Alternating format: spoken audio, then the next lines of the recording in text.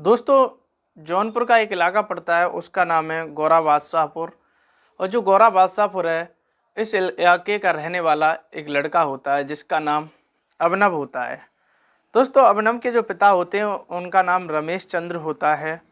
और जो अभिनव था, अभिनव बचपन से ही उसकी रुचि शिक्षा के क्षेत्र में काफ़ी अच्छी थी। उसके पिता भी चाहते थे कि मेरा बेटा एक पढ़ लिख कर इंजीनियर बने या डॉक्टर बने। मगर दोस्तों, कहा जाता है कि जो विधि का विधान होता है वह किसी भी कीमत पर रुक नहीं सकता है। दोस्तों नमस्कार, आदाब, सत श्री अकाल। मैं पंकज कुमार, चर्चाविद पंकज पर हाजिर हूँ आज एक ऐसी कहानी के साथ। दोस्तों, आप सुनेंगे और सुनकर दंग रह जाएंगे। दोस्तों, जो अभिनव था, अभिनव 10th तक जौनपुर के एक CBSE बोर्ड का स्कूल है, उस स्कूल से शिक्षा ग्रहण करता है। 10th के बाद वह 12th वहाँ से ग्रेड करने के बाद आगे की जो ग्रेजुएशन है वो दिल्ली चला जाता है और दिल्ली से ग्रेजुएशन करता है। ग्रेजुएशन के दौरान एक लड़की होती है, उसका नाम रूपाली। जो रूपाली होती है, रूपाली बुलंदशहर की रहने वाली। और दोस्तों, रूपाली और अभिनव दोनों साथ साथ एक साथ ही दोनों ग्रेजुएशन कर रहे थे। दोस्तों, BA पॉलिटिकल साइंस की वह छात्रा थी और ये भी BA पॉलिटिकल साइंस का छात्रा था। तो दोस्तों, दोनों एक ही क्लास के और एक ही बैच के थे। तो इन दोनों का आपस में जो बैठना, साथ साथ बैठना था। और कॉलेज के बाद जैसे ही कॉलेज ख़त्म होता था, उसके बाद इन जो अभिनव था, इसका जो रूम था और उस रूपाली का जो रूम था, दोनों के रूम एक ही कॉलोनी में थे। दोस्तों, जो कॉलोनी थी वह कॉलोनी नेहरू विहार के नाम से जानी जाती है दिल्ली में। उस कॉलोनी में दोनों रहते थे और दोनों जब उस कॉलोनी में रहते तो इनका कॉलेज के बाद भी बातचीत होना बढ़ जाता है और दोनों की बातचीत आपस में शुरू हो जाती है। और जब बातचीत आपस में शुरू हो जाती है तो ये दोनों इतने नज़दीक आ जाते हैं कि ग्रेजुएशन करने के बाद एक दिन रूपाली पूछती है अभिनव को कि मैं क्या अपने घर पर बता दूं कि हम दोनों के बीच में इतना गहरा प्रेम संबंध है, या एक पति और पत्नी की तरह दोनों एक ही रूम लेकर रहने लगते हैं। मगर परिवार जो होता है, परिवार के अंदर इस दोनों के साथ साथ रहने की कोई भनक नहीं होती है। एक दिन रूपाली के घर से कॉल आती है और अभिनव उसे कॉल को रिसीव कर लेता है। और अभिनव रूपाली का फ़ोन अपने पास रखता था और रूपाली अभिनव का फ़ोन ले लेती थी, क्योंकि दोस्तों वो दोनों पति पत्नी की तरह रहने लगते हैं। मगर जब पूछते हैं तो रूपाली का भाई होता है संतोष, और संतोष कहता है कि मुझे रूपाली से बात करनी है।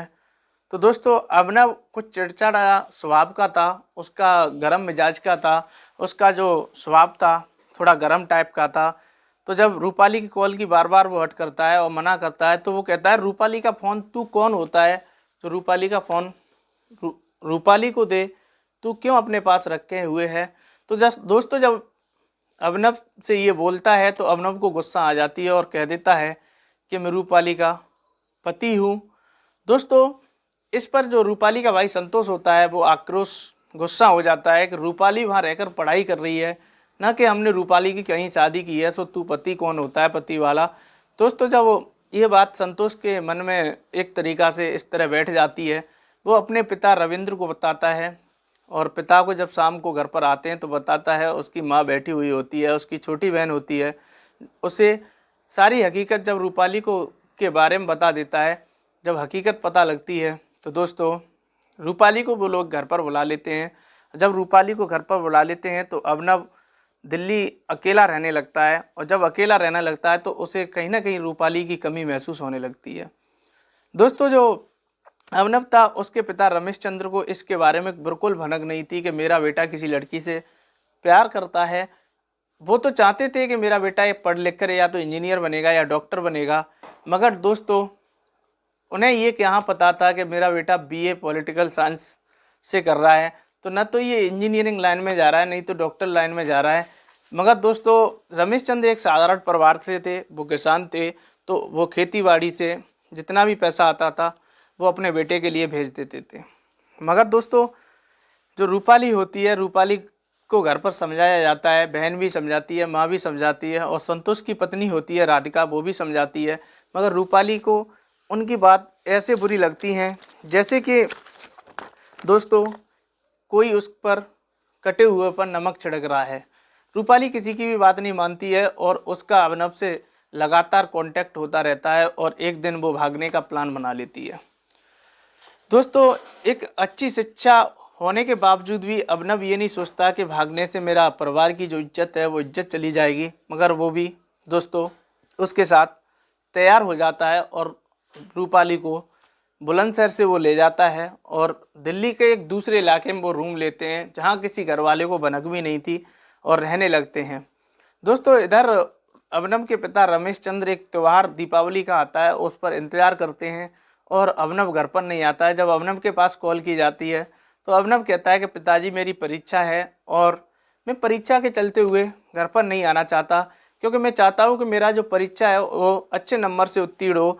तो अभिनव के पिता रमेश चंद्र कह देते हैं बेटा अच्छे से पढ़ो जिससे कि आप परिवार का नाम रोशन कर सको। मगर अभिनव के पिता को ये कतई भनक नहीं थी कि इसका कॉन्टैक्ट किसी लड़की के साथ चल रहा है और ये उस लड़की के साथ कोर्ट मैरिज भी कर चुका है। दोस्तों एक दिन अभिनव बैठा हुआ था और रूपाली दोनों जब बैठे हुए होते हैं तो रूपाली प्रेशर बनाती है कि आप अपने घर पर बता दो। जैसे ही रमेश चंद्र को पता लगता है तो रमेश चंद्र कड़े शब्दों में जो पैसे देते थे वो भी भेजना बंद करने की धमकी दे देते हैं और उससे इनकार कर देते हैं। दोस्तों जब इनकार कर देते हैं तो अभिनव की जो लत थी वो बैठकर खाने की थी, क्योंकि पैसा घर से जा रहा था। तो अभिनव सोचने लगता है और दोस्तों घर से पैसा जाना बंद हो जाता है और सोचने के बाद एक वो प्राइवेट कंपनी जॉब ज्वाइन कर लेता है। उस कंपनी में उसे 14 से 15 हज़ार रुपये मंथली मिलते थे, मगर उसके जो खर्चे थे वो काफ़ी ज़्यादा उच्च लेवल के थे। तो उस 14-15 हज़ार से उन दोनों के खर्चे का कुछ नहीं होता था। एक तरफ रूपाली का जो परिवार होता है वो भी उससे दूरियां बना लेता है, अपने रिश्ते सारे ख़त्म कर देता है। मगर दोस्तों रमेश चंद्र भूल जाते हैं कि कोई मेरा अभिनव नाम का बेटा था। वो भी सोच लेते हैं कि मैंने एक बेटे नहीं किसी कसाई को जन्म दिया है, क्योंकि कसाई इसलिए बोलते हैं कि उसने अपने पिता की इज्जत और मान सम्मान पर कहीं ना कहीं ठेस पहुंचाई। दोस्तों वो सोचती है रूपाली कि मैं भी कहीं जॉब करने लगूं। जब जॉब की वो सोच लेती है तो वो एक कंपनी में जाती है। उस कंपनी में जो उसकी मित्र होती है धीमे धीमे बन जाती है, उसका नाम होता है अनामिका। और अनामिका एक दिन रूपाली से कहती है कि आपका जो कंपनी में 10 से 12 हज़ार रुपये मिलते हैं इससे कुछ नहीं होने वाला। मैं आपको एक जगह बताता हूँ, आपको सिर्फ 1 घंटे के लिए जाना है, वहाँ से आपको 4 से 5 हज़ार रुपये 1 घंटे में ही मिलेंगे।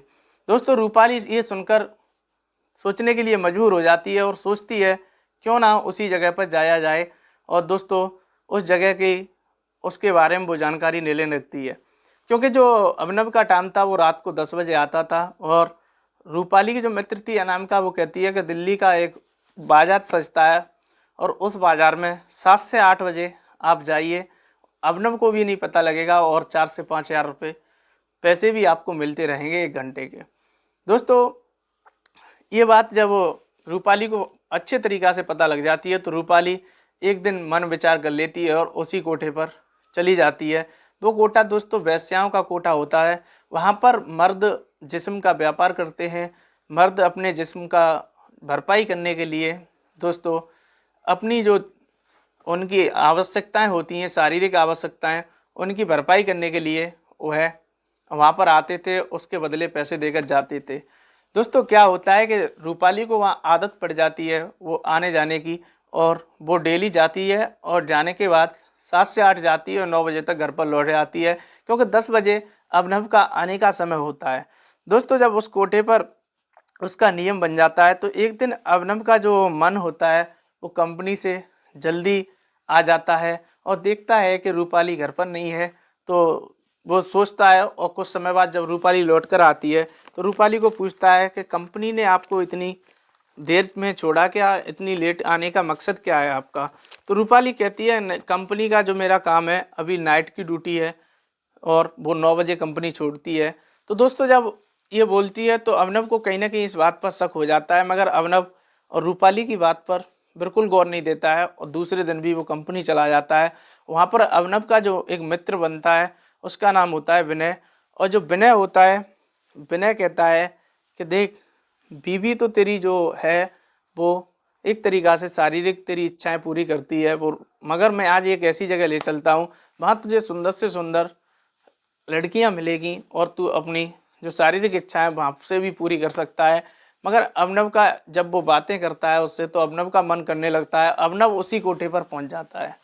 दोस्तों जब उसी कोठे पर पहुँच जाता है जिस कोठे पर रूपाली जाती थी, और जब उस कोठे पर अभिनव पहुँचता है तो पहुँचने के बाद वो अंदर जैसे ही एंट्री करता है तो रूपाली अपना चेहरा ढके हुए थी और उसे ये नहीं पता था कि मेरा पति भी यहाँ पर आ सकता है। दोस्तों जब अभिनव अंदर पहुँच जाता है, प्रवेश कर लेता है, उसके बाद वो कहता है कि मेरे साथ 25 मिनट बिताने का कितना रुपए, तो रूपाली 2000 रुपये की बोल देती है। और बोलने के बाद जैसे ही रूम में अंदर जाते हैं और वो अपना चेहरा खोलती है, जब चेहरा खोलती है तो अभिनव के पैरों तले ज़मीन खिसक जाती है। और अभिनव के जब पैरों तले ज़मीन खिसक जाती है, खिसकने के बाद अभिनव सोचने के लिए मजबूर हो जाता है। वो सारी वहाँ के नज़ारे देखने के बाद उसके मन में विचार जो चल रहे थे वो सब भूल जाता है और रूपाली से कहने लगता है कि आपको ये सब करने की आवश्यकता क्यों पड़ी। मगर रूपाली का जो जवाब होता है वो भी रूपाली कहती है कि मेरे होते हुए आपको यहाँ आने की आवश्यकता क्यों पड़ी। दोस्तों जब ये दोनों में आपस में बातें होने लगती हैं और आपस में जब संवाद होता है, वहाँ कोठी की जो मालिक होती है वो आ जाती है और आने के बाद कहती है कि यहाँ झगड़ने की आवश्यकता नहीं है, तुम्हें अपना जो काम करना है। वो टैक्स के रूप में लड़कियों को रखती थी वहाँ पर और उन लड़कियों से शारीरिक इच्छाएं पूरी कराती थी। मगर दोस्तों जब उन दोनों से बोल देती है, बोलने के बाद वो दोनों घर पर चले जाते हैं और घर पर जब बातें होने लगती हैं तो दोस्तों अभिनव अपनी सोच पर पछतावा करता है और पछतावा करने के बाद कहता है कि सिर्फ पैसे के लिए ये सब करना पड़ रहा है। उसने बोला कि अभिनव के जो शौक थे वो शौक कहीं ना कहीं कम करने के लिए रूपाली ने ऐसे कदम उठाए जिससे दोस्तों अभिनव को भी शर्मिंदा होना पड़ा। दोस्तों इस वीडियो बनाने का उद्देश्य किसी को ठेस पहुंचाना नहीं, किसी का दिल दुखाना नहीं, सिर्फ और सिर्फ आपको सतर्क करना है। दोस्तों आपको ये वीडियो कैसा लगा कमेंट बॉक्स में ज़रूर बताएं। यदि आपने हमारा चैनल चर्चा विद पंकज अभी तक सब्सक्राइब नहीं किया है तो आप इस चैनल को सब्सक्राइब जरूर करें। जय हिंद, जय भारत।